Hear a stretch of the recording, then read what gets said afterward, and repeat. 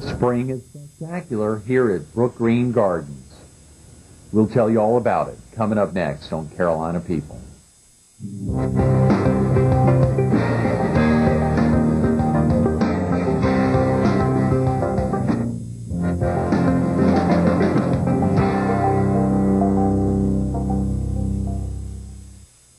Good morning. Welcome to Carolina People. This morning we're on the patio of the Holiday Cottage at Brook Green Gardens, which was again voted by Southern Living readers one of the top 3 gardens in the South. And we're visiting with Robin Salmon, the Vice President and Curator of Sculpture. Good morning, Robin. Thanks so much for being with us this morning. Thank you. Incredible opportunity all week to highlight Brook Green Gardens, to think about what so many folks think of as the true jewel of the South. And obviously Southern Living readers have recognized that for year after year after year, recognizing this is one of the top 3 gardens in the South. So this truly is a treat, and kick off the week with yourself, someone who's almost thought of as an institution at Brook Green. Thank you so much. Well, thank you. We're all delighted to be here. Absolutely. Are you originally from the area, Robin? I'm from South Carolina, from Columbia. Okay. And you've been down in the Low Country for much of your life? 28 years. Okay, almost your entire time. Since I've been at Brook Green. Is that right? Brook Green Gardens brought you to the Low Country. That's correct. That's fantastic. Where did you attend school? I went to the University of South Carolina and also to University of California at Berkeley. Okay, great. What was your major field of study in these 2 very different... Very different is right. History and art history at University of South Carolina. Mm-hmm. And then a special program at Berkeley is the Museum Management Institute. Oh, great. The Museum Management Institute. Is that still in existence out there? It is. Mm-hmm. Right. It's a special project of the J. Paul Getty Trust and the American Arts Federation. It's exciting. It is. I'm sure. And South Carolina's excited to get you back for quite a while. What about your first job coming out of school? Well, I was in the business sector for 2 years, and then came here. And then entered Brook Green Gardens 28 years ago. Yes. That's amazing. That's amazing. Yeah. And your first position here, Robin? Well, it was a little bit of everything. I didn't actually have a job title. I floated from position to position, which was really a great way to learn about the organization, because it's a diverse organization, many faceted.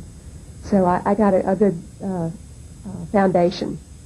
From wearing those many hats 28 years ago, I'm sure you continue to wear a lot of hats over your tenure. Can you give the viewers a sense of many of the changes that have occurred at Brook Green Gardens over the last 28 years?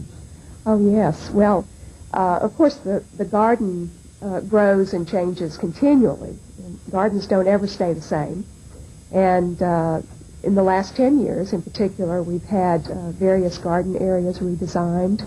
That means that sculpture placed outdoors must be put into different locations because the landscape architecture and the sculpture placement work hand in hand.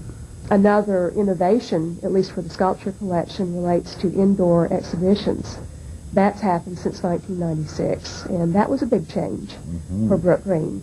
The Huntingtons, who founded Brook Green, felt that outdoor sculpture changed with the seasons. Therefore, the exhibition, per se, didn't need to change because the artworks themselves looked differently with different lighting, natural lighting. Right. And the backdrops changed with the plants. But today, we look at it in a little bit different way and incorporate the indoor changing exhibitions to give an added offering to our visitors, as well as to interpret the collection in a different way. Is an effort made on the indoor exhibits to try to change the lighting so that you get a perspective that you couldn't get with any outdoor setting? Well, lighting is very important Sure. in an indoor exhibition, just as it is in a television studio.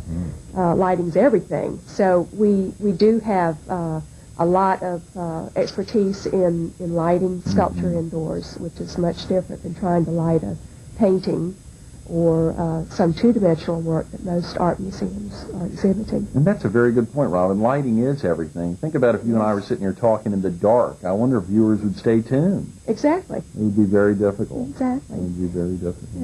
And a big part of what we try to do here with the sculpture collection is to tell the average viewer, the average visitor to Brook Green, that sculpture is not mysterious. Mm-hmm. It's not something that is just seen in museums on pedestals. Mm-hmm. That we've all got sculpture in our own homes. Mm-hmm. And the temporary indoor exhibitions help us to do that, as well as to spread that wonderful message about the exciting collection here. Yes, truly exciting.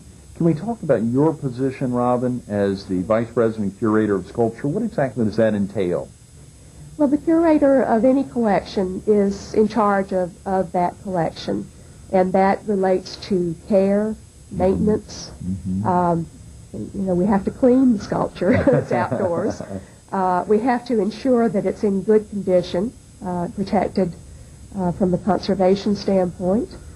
It means researching what we have, documenting, that's an ongoing job, and also researching what we don't have, what we need to add to the collection to strengthen it. And the collection does continue to grow through the years. It's not static, and I need to know who's doing what in American figurative sculpture. So I get to meet a lot of artists and visit other exhibitions and museums to see what's happening. Mm-hmm.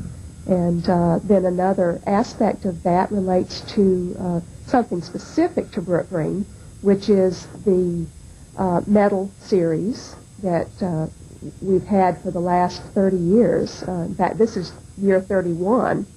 And Brook Green's medal series is the longest running created by a museum. And it's a benefit of membership that I believe will be talked about more in another segment. But some of the finest sculptors in America have created our medals. I brought a couple here and thought you might want to look at them. Oh, that's beautiful. This is an example of one that was done about 10 or 12 years ago by Marcel Jovine. Each medal relates to 3 specific themes, and as the person who deals with the sculpture collection, I work with the artist who is selected each year to create the medal. So there is an annual medal. An annual medal. You said been going on, this is the 31st year? Yes. So there's 31 now. That's correct. How exciting. It is exciting. It is.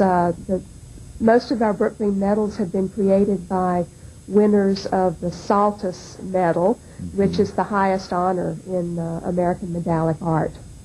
That's given by the American Numismatic Society in New York City, a museum that is devoted specifically to medals and coins and reliefs. Robin. It's not just a paperweight. No, very definitely. Well, that's something I'd love to. I mean, you'd love to.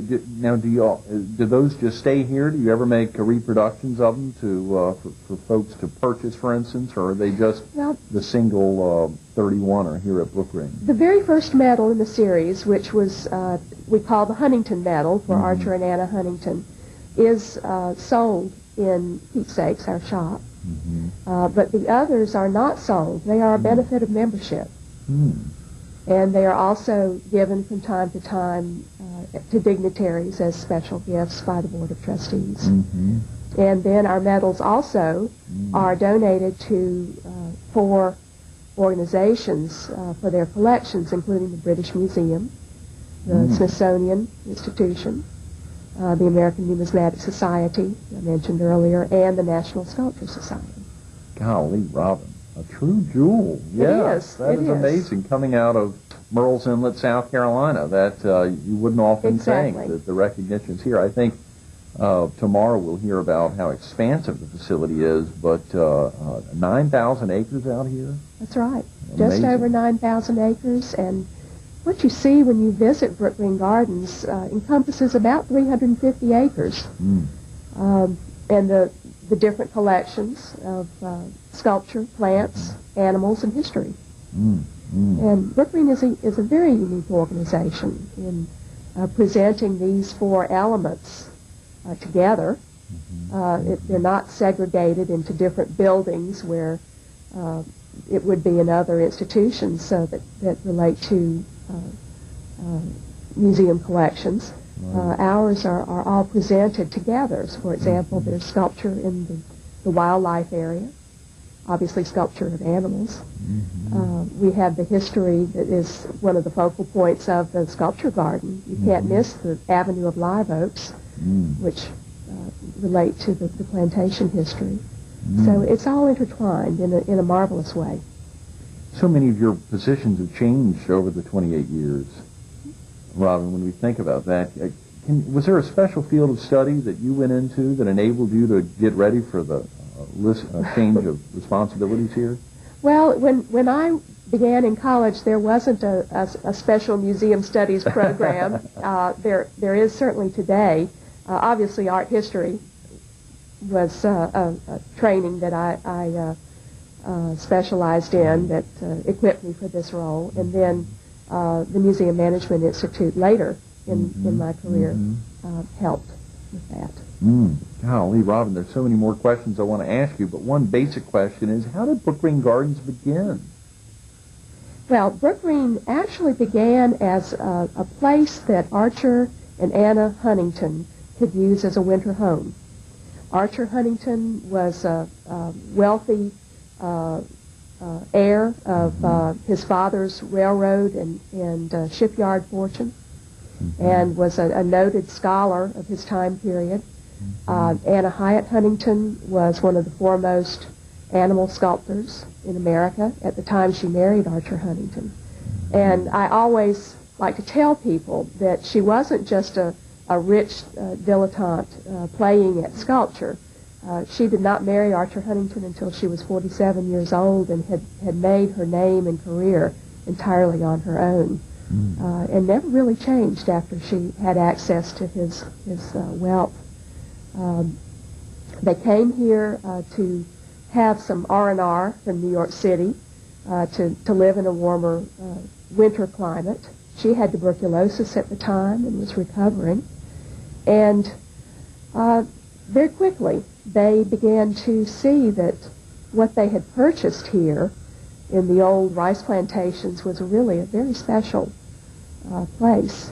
And the idea of integrating plants, animals, and sculpture together was kind of revolutionary in the 1930s, but they really just borrowed ideas from ancient civilizations and placed the sculpture outdoors among the plants and animals because they knew that very few people would want to come to a museum within walls just to look at American figurative sculpture. And they were right. I mean, they really were way ahead of their time in projecting how this area would grow, and in establishing a place like Brook Green that would present environmental issues, things that relate to endangered species within the collection, important historic sites, in addition to the world-class collection of American sculpture. Wow, Robin, as you think back over the last 28 years, I'm sure it must be difficult to pinpoint what you like best about what you're doing at Brook Green Gardens, but can you try to give it to us? Well, I think that one of the best things for me, of course, relates to the many wonderful people I get to meet. Getting to know American sculptors, visit their studios, that's exciting. But aside from that, the people who come to Brook Green are fascinating. Interacting with visitors and presenting the information about the sculpture collection to visitors is something that I dearly love. And it's a good way to spend 28 years. Absolutely. Yes. Absolutely. We're visiting with Robin Salmon, the Vice President and Curator of Sculpture, who not only loves traveling around the world, visiting other sculptors, putting together their wares, but also the folks who come to visit Brook Green Gardens themselves. Truly an experience. Robin, thanks so much for being with us this morning. You are so welcome. It's my pleasure. Absolutely. And stay tuned to more Carolina People coming up next.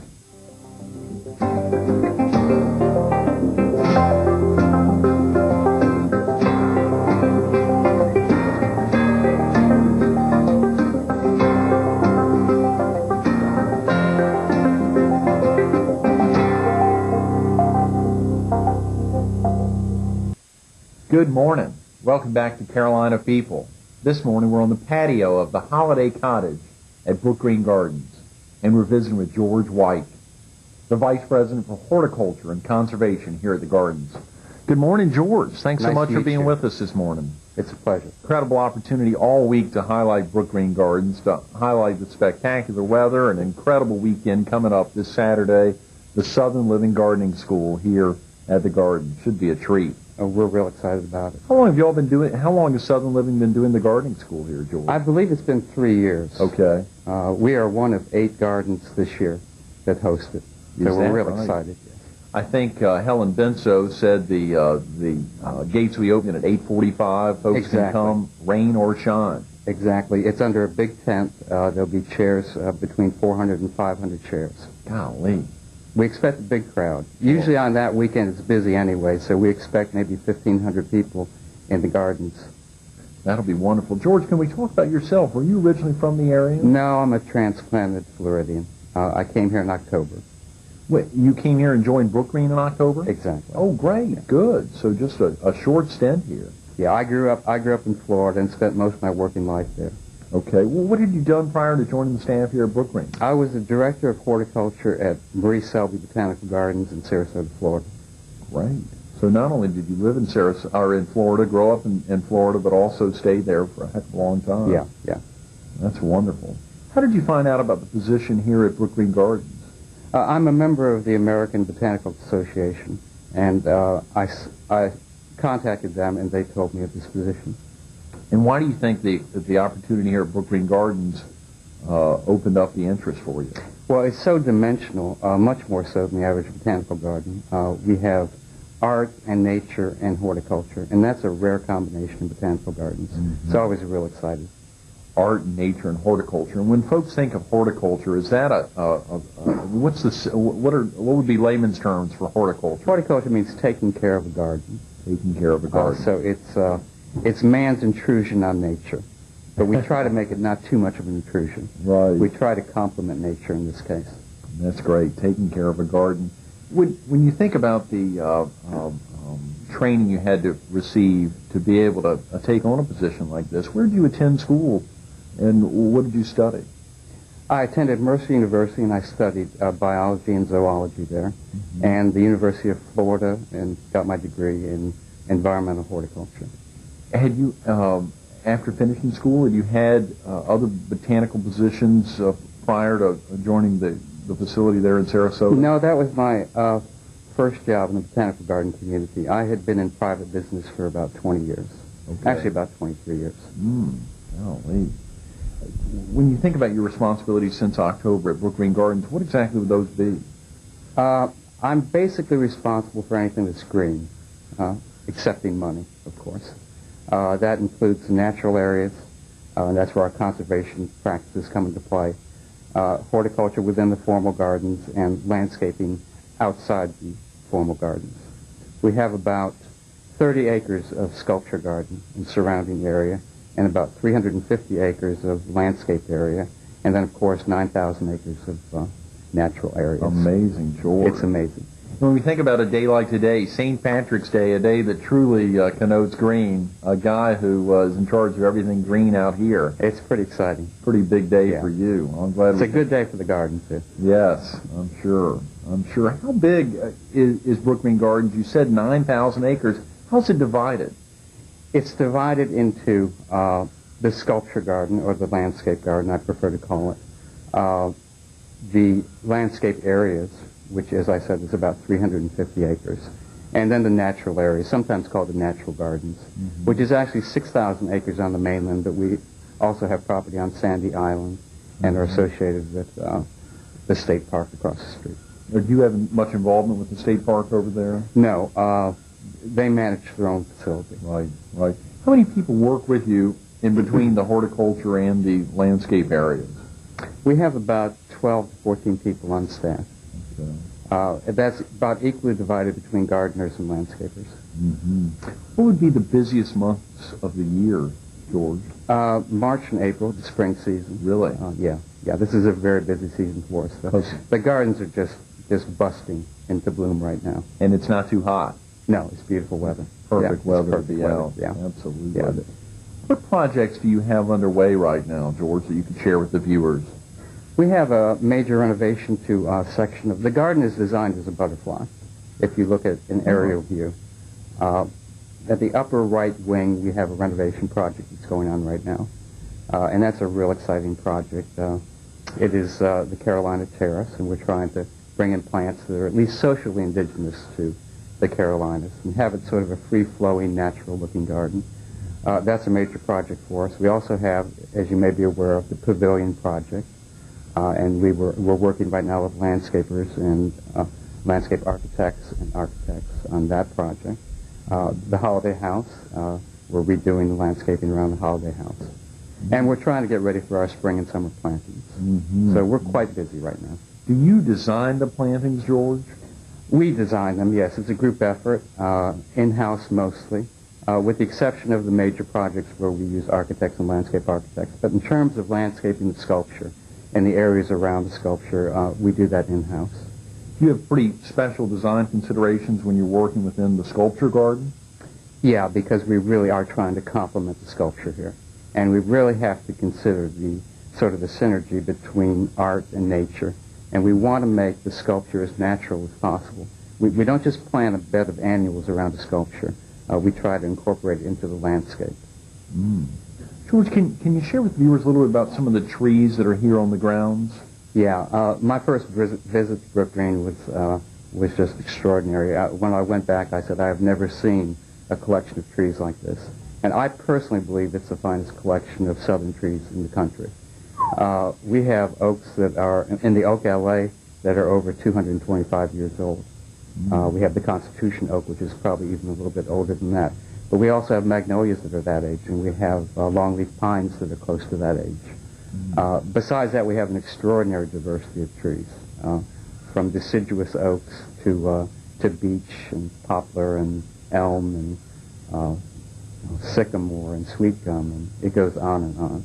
We have 2,000 species of plants in the garden and in the natural gardens, and a large percentage of those are trees. That's amazing. Just hearing you talk about it, George, it's exciting to see you smile and I'm very excited about the rattle collection. off your mouth. It's an extraordinary collection. It really is. And I know we're known as a sculpture garden, but it is an extraordinary collection of botany here. And just hearing Robin talk about it earlier, and to think about the excitement that she has after 28 years in the same institution, it's amazing. Yeah, we work very closely together. What is the, how do you go about maintaining the natural landscapes in the wildlife areas? Well, we manage the natural areas in partnership with the Nature Conservancy. There's many things that we have to do. We have an endangered species, the red-cockaded woodpecker. We're on the Safe Harbor program, which we try to improve the habitat of that particular species, which is a longleaf pine, so we have to use prescribed burning and clearing.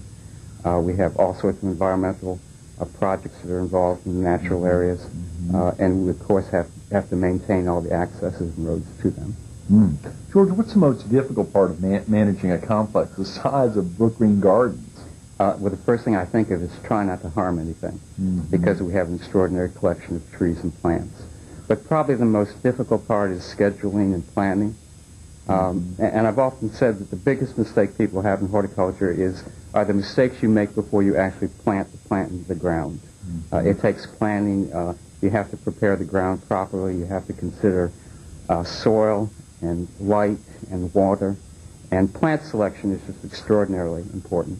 And when you're trying to do floral displays or seasonal displays, it involves a lot of planning and scheduling. If a viewer was visiting Brook Green Gardens for the first time and they only had a couple of hours, and they're taking, and they really can't visit for the first time and only have a couple hours, they're going to have to come back and spend more time. But what are some of the garden features that a visitor to Brook Green would see on their first trip? Well, you have to run through quickly, first of all. You'll see a lot of different garden designs. I won't talk about the sculptures now, I'll just talk about the horticulture. But you'll see a lot of different garden designs, from very formal, where we have the oak alleys, and an alley is a French term for alley. That's a walkway which is flanked by trees or shrubs. We have several alleys. We have very formal gardens. They're very symmetrical and very planned. And then we have very informal gardens too, very free-flowing gardens. The fact that it was designed, at least the walkways, in the shape of a butterfly, gives it sort of a relaxed formality. But I think you'll see all sorts of interesting landscape architecture, and you'll see all different styles. You'll see, particularly this time of year, a tremendous amount of flowering stuff. And March and April is when things are really, really blooming. Right now we have the daffodils that are very happy. And the the Icelandic poppies are popping right now. We have winter daphne and camellias, saucer magnolias, red buds. And next month is even more spectacular. So I really would encourage anyone to visit Brook Green March and April. Yes, and this Saturday, George, we have a minute. This Saturday, the Southern Living Gardening School be here, Brook Green Gardens. Yes. You said it's the third year. There's one of 8 gardens in the country that will be housing a Southern Living Gardening School. What would a viewer, and I know you said this week can be crowded anyway, 1,500 folks or more here. Right. If there are only going to be 500 folks available for the gardening school, what would be going on if they came down? The garden school is 3 sessions. The first one begins at 10 o'clock in the morning. They're hour sessions. It's basically creating a garden room where you think of your landscape or your backyard as another room in your house. The first section talks about the design. The second section talks about the plants that say south, the more what I call socially indigenous plants, such as magnolias and azaleas and those sort of things. And the third session puts everything together. The speaker is Bill Slack, who is a landscape architect that's been associated with the University of Georgia for many years. He's done 19 or more publications, the latest of which is A Southern Living Guide to Landscaping. He's an extraordinary speaker and is very competent. He's very, very entertaining. It's St. Patrick's Day, and we're visiting with the man who's in charge of everything green at Brook Green Gardens. George Weich, thanks so much for being with us this morning. Thank you. Catch George and all the others this weekend at the Southern Living Gardening School.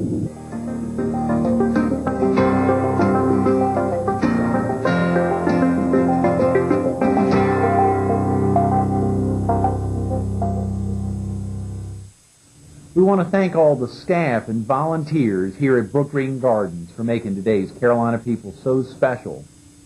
And come on out this Saturday, March 22nd. Gates open at 8:45, rain or shine, the Southern Living Gardening School.